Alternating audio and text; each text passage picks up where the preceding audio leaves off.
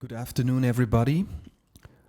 From the off in my German home office, I like to give you a brief overview of the recently started EU Green Deal innovation project Merlin, which aims at mainstreaming or amplifying the restoration of freshwaters in Europe.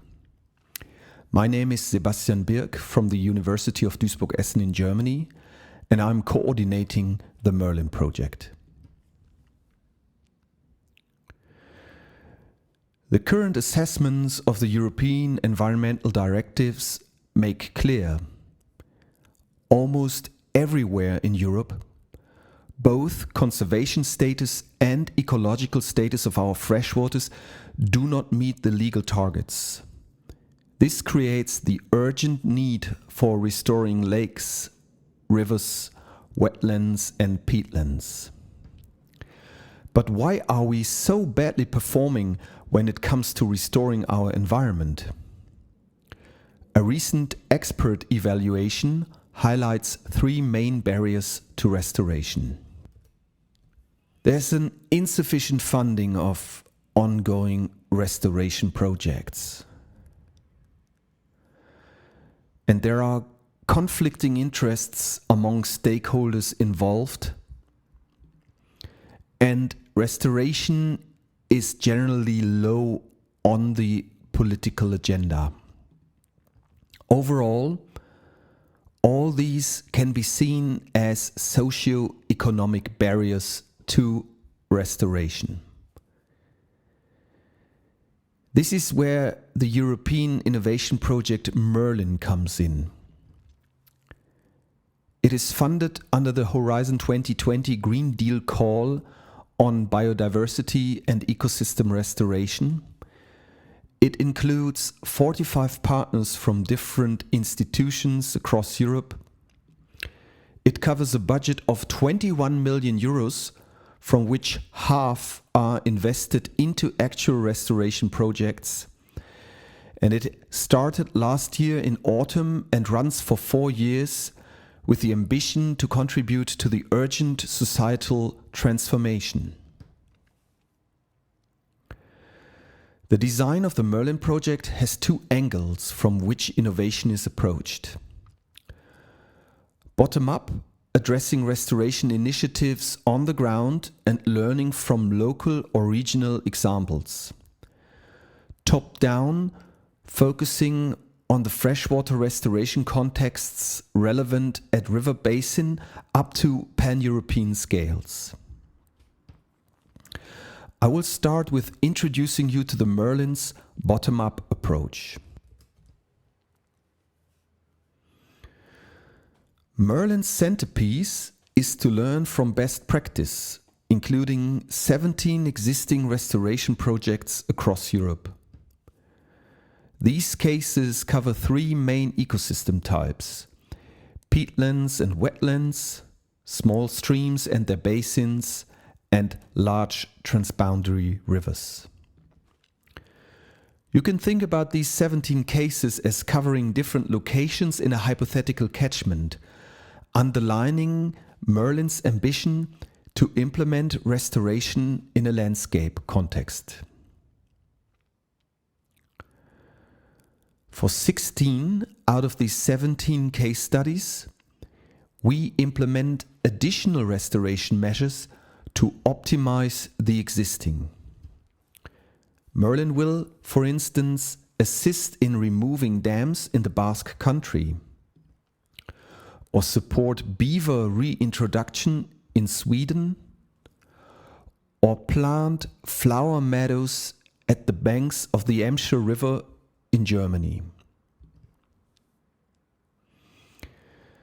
Knowing about the socio-economic barriers that I mentioned before, we evaluate the optimized case studies using the IUCN Global Standard for Nature-Based Solutions. This informs about benefits of restoration for local communities and the society. By linking these evaluations to Green Deal indicators, we are able to monitor the Green Deal progress due to the restoration efforts. All this leads to the design of scalability plans with medium to long-term prospects for more environmental restoration around the case studies.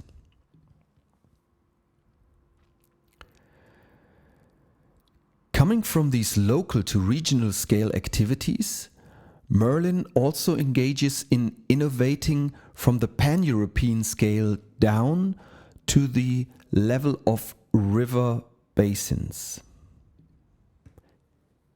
Here, the first focus lies on identifying freshwater restoration needs and potentials. Particular focus lies on the biodiversity target of reaching 25,000 kilometers of free-flowing rivers, which covers about 1.5% of the entire WFD river network in Europe. Here, we well understand the prominent role of floodplains, which are often in a poor condition, as overviewed by a recent report for the European Environment Agency. Merlin develops homogeneous spatial river units to quantify the pan-European restoration needs and potentials. These units have already been used to map the freshwater restoration needs, as I was showing in the beginning of this presentation. At the more operational level of the river basin planning, Merlin will provide guidance on how to establish biophysical catchment models with which the planning of restoration and nature-based solutions will be supported. These include economic modeling to better understand the costs and benefits of targeted restoration actions.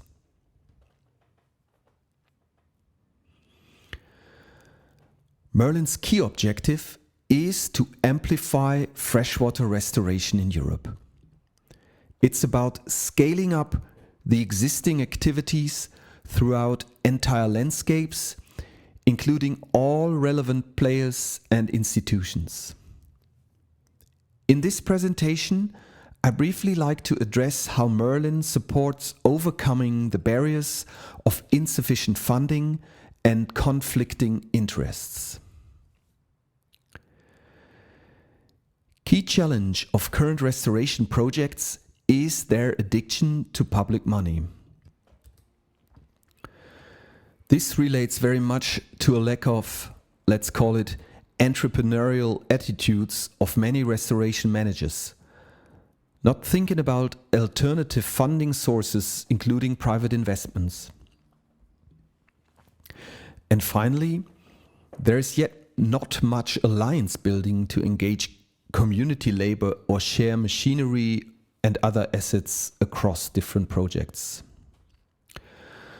From a private investment perspective, all this results in poor investor readiness of current projects.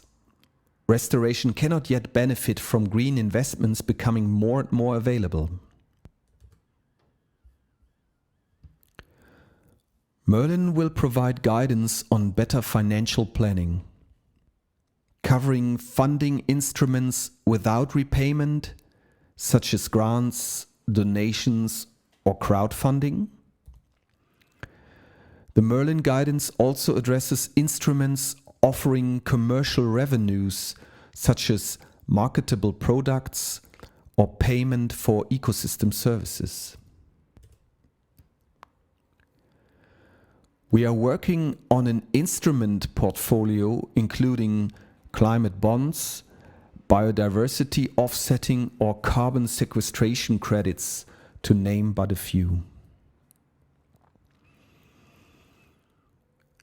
Overcoming barriers is not only needed in restoration funding, but also in balancing conflicting interests. According to the social sciences, the optimal factors to overcome conflicting interests are managing the power constellations and actors' interests. This very much relates to understanding the famous stakeholders and their role in facilitating or impeding restoration activities.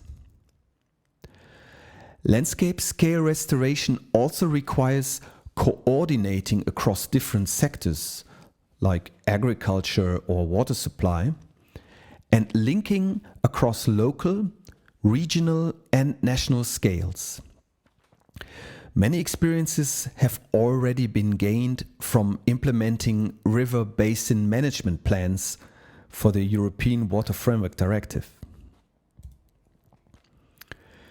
And amplifying restoration asks for including various actors that need to understand and approve the planned activities. Here, the economic sectors are key players: agriculture, hydropower, the peat mining industry, navigation, water supply, and the insurance companies. Merlin engages in an intense dialogue with these sectors, understanding that the sectors show different readiness levels when it comes to implementing nature-based solutions. The insurance and water supply industries, for instance, are very interested in using such nature-based solutions. However, current ambitions are often still small scale and lack integrated landscape perspectives.